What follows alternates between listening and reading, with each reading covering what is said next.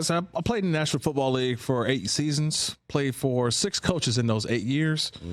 I've played for some head coaches who definitely heard some things from the crowd, but never did I see a coach, look back at the crowd and kind of, give them a little bit. I've never seen the back and forth of a coach in the crowd. I've always had coaches who say, maintain your composure.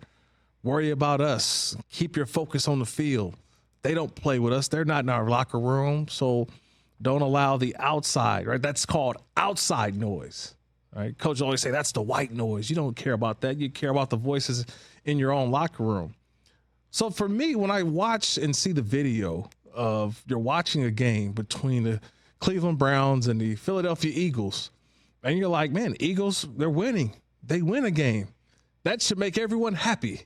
That should make everyone feel excited about what's going on. But yet, the head coach decides to answer back to the fans and fight with the fans in a win. I've never seen this before with a coach who was arguing back at the fans. I've seen some coaches, say, hey, after a loss and fans are, booing. And, I've seen coaches say, hey, shove it. I've seen that before.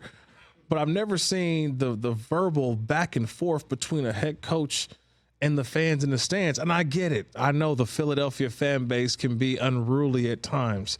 They booed Santa Claus. I get it. So they're well within their right to go ahead and boo a head coach. But in a win, like, why am I booing my head coach? You're not supposed to win a certain kind of way. It's, hey, did you win?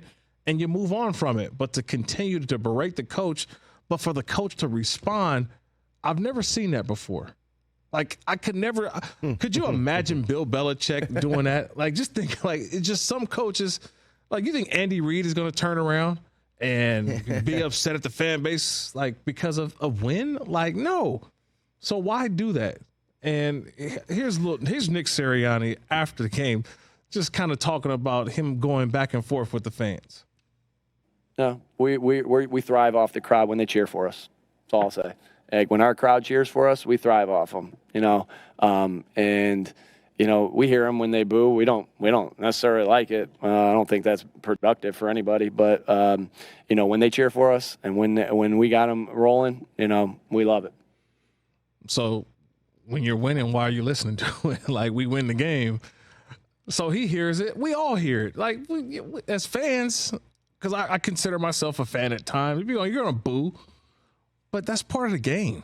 That's part of what it is. As long as it doesn't turn to something that goes beyond being a fan, right? They always say there is a line that you do draw. When it becomes too personal, I'm against that. But if teams are going to boo, say you stink, or run the ball, change quarterbacks, why is he in the game? That's all fair game.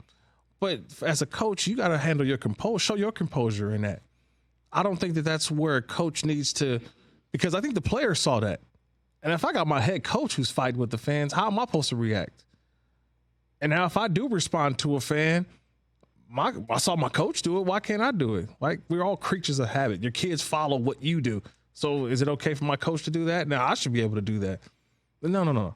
Come on, Nick Sirianni. You got to be better in that situation. Catch the Rich Eisen Show every single day on the Roku Channel, 12 to 3 Eastern, for free.